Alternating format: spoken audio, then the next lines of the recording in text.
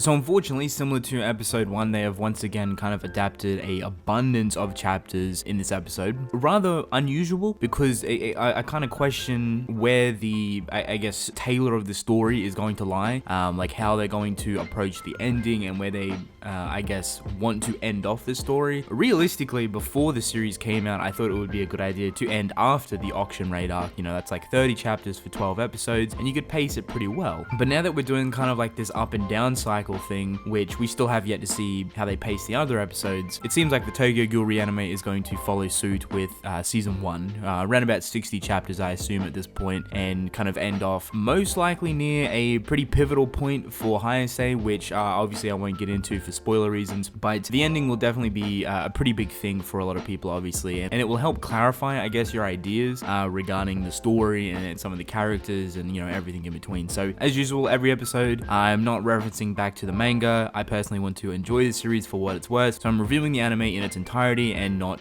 referencing back to the manga for obvious reasons. I feel like I enjoy it better, and I feel like you guys will also enjoy it better as well. So with that being said, do let it be known that they have missed a lot of stuff in this week's episode, but even though they've kind of progressed really far, really quickly, I gotta give them props for structuring the episode in a way that's not as overbearing, it's not as confusing. Yes, it does, you know, hard jump cut from, you know, characters to story to different characters and different stories. Like, there is a lot of that, but it's actually got some sort of flow to it, to a degree, in my opinion at least. I feel like it wasn't just forced down our throat like a bunch of information. Like, I felt like there was some sort of structure there, be it little, but the pacing of this episode was just as good as last week's episode, but obviously faster. So, and last week's episode only done 3 chapters, so I mean, I guess each to their own. I just felt like I wasn't being forced information to a degree. They kind of pushed in like some very simple, slow moments, but also important, impactful character introductions, as well as a little bit of a flashback here and there. So honestly, that 20-minute episode felt like it was like a 40-minute episode. You know, I felt like I was watching a TV show. It didn't necessarily fly by all too quickly. Like, nothing was too short and nothing was like too long. So I guess I'll give them props for that. But then again, that's just my personal opinion. So we get a lot of stuff in this episode. We get the introduction of a good handful of characters. Tsukiyama, who you all should know and love to a degree, as well as Kanai, one of Tsukiyama's underlings. Keep an eye on them because they play a big role. I guess they are going to follow that arc after the auction raid and everything. So in my opinion, that arc is really enjoyable. So I'm excited to see how they kind of play on Tsukiyama and Kanai, because I really appreciated that a flashback was in there for Tsukiyama, just to help catch you up to speed with his character, as well as give a bit of context between Chihori and Tsukiyama's relationship back in school. So I think that's pretty cool, but you don't really see all too much of Tsukiyama. It's like one scene and that's it really, but the majority of it is more so Kanai, if anything. So, you know, it's going to be interesting to see how they handle that entire arc in itself, because that's a pretty big arc in terms of like development and like character interactions and fights even. So I guess time will tell. I do want to mention that I was a little bit shocked by Suzuya's voice. I don't know why, but I'm not a big fan. I guess each to their own. I guess when you read the manga, you obviously got to come up with your own idea with what that character sounds like. I never pictured Suzuya like that. Like, I never would have thought he sounded like that in a million years. So that definitely took me by surprise, and I'm not necessarily the biggest fan of it, but that's just me. But you do get introduced to him. Obviously, he's changed a little bit, which the context for him changing is obviously obscured because of Tokyo Ghoul Route A, but you do kind of get some sort of idea with a scene. You see him in a hospital with a certain character, so there is a lot more to him. I want to say a very prolific role in Tokyo Ghoul Route, more so like a supporting prolific role, if anything. Like, he kind of lurks in the background, if you will, and kind of comes up when he's really needed, but he plays a vital part later on down the line. So I'm excited to see how they handle his character and how much interaction they truly give him, because he plays a pretty big role in this upcoming auction raid arc.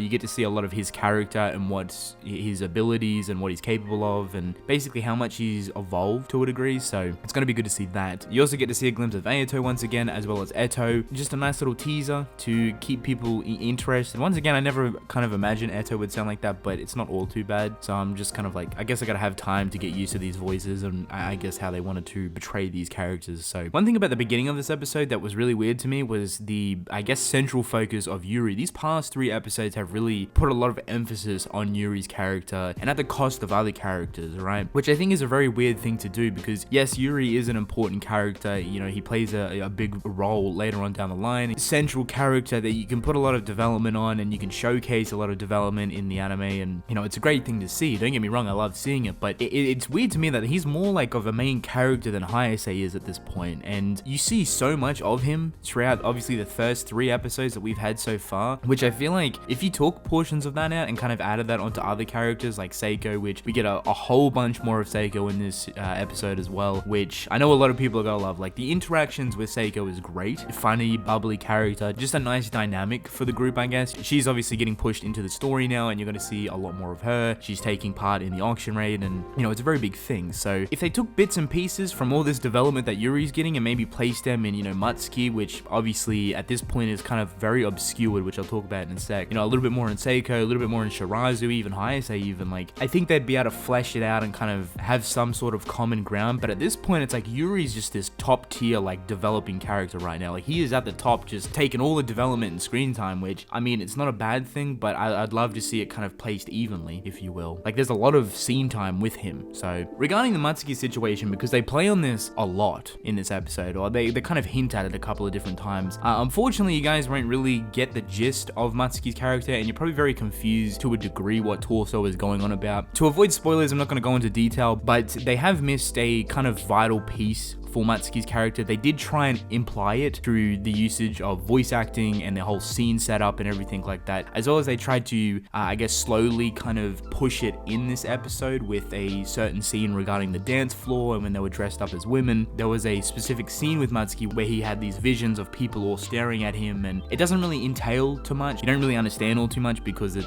doesn't really give away that much, but sooner or later the dots may start connecting for a lot of you guys, obviously because I have missed this vital piece of information. But I do appreciate that even though they missed a good portion of his character back in episode 1, I do like the fact that they're putting a little bit more emphasis on it throughout the episodes, and just kind of littering little bits and pieces here and there, especially the torso scene, which I really loved. Like, that gives you a good intention of what's to come to a degree, but it doesn't really explain the whole concept of it. So sooner or later it'll start unraveling, and you'll start kind of noticing things and traits and Matsuki as a character in himself, so you'll come to learn. But I'm glad they're not just leaving it as is. I'm glad they're kind of pushing just a little bit here and there, when they can, and helping balance the character out in general. For the most part, the music was pretty simple this week. They kind of teetered around some, repetitive stuff, but the second half of the episode, there was a nice little piano sequence. They used the ending song, I believe, for the whole dance studio, because obviously the QS squad went dressed up as women looking for Nutcracker, and they're in the club trying to get closer to her. Once again, the kind of ending scene, if you will,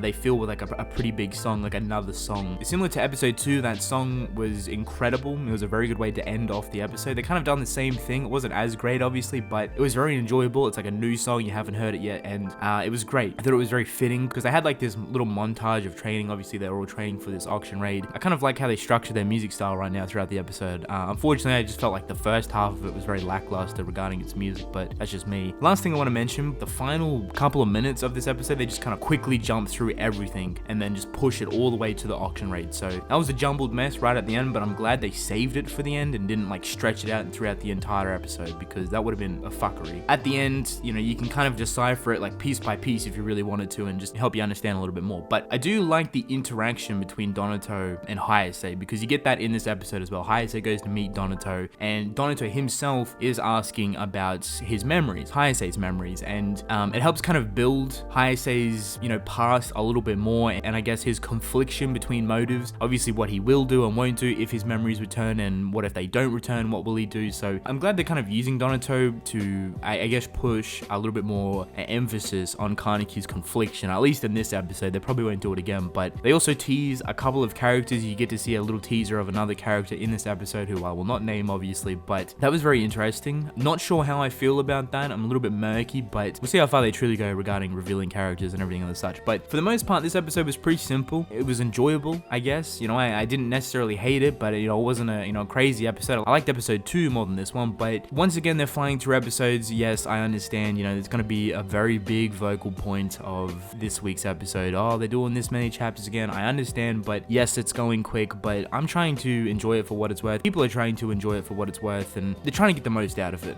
at this point. I can point out the flaws all day, but I'd rather do it from a perspective of like an anime only watcher, which in this episode, it was generally just bland for the most part. Like, it was very simplistic. There was no real emphasis on anything other than like certain points. The first half of the episode was like not really filled with any music, so to a degree, I thought it was a decent episode. Wasn't anything special, wasn't anything majorly bad in my opinion, but it was just bland until it kind of picked up halfway through the episode and you start getting introduced to more characters and they start playing more music and etc, etc. But, you know, pacing issue is always going to be a thing. I just expect it at this point. Tokyo Ghoul is just a very hard series to put into an anime. There's just so much stuff in the manga that it's literally impossible to do. Sure, they miss bits and pieces here and there, like, oh, why couldn't they put in Kaneki's chin touching, etc, etc. You know, it all adds up. Like, you put in the chin touching and people expect more, and then you gotta add other stuff to back up the chin touching, so it's just like a big cycle of fuckery. So I can understand why they're dropping a lot of small details, but the big chunks of story that they're missing, you can't really defend that. That's just a business thing, and they obviously want to push through a bunch of episodes and show as much as a story as they can, similar to season 1. So that's basically it. With that being said, let me know what you guys thought of the episode. Did you love it? Did you hate it? Did you think it was crazily good? Did you think it was crazily bad? What do you think about the pacing issue? You know, that's a big vocal point. I know everyone's going to talk about it, like, oh, fuck, this was quick, so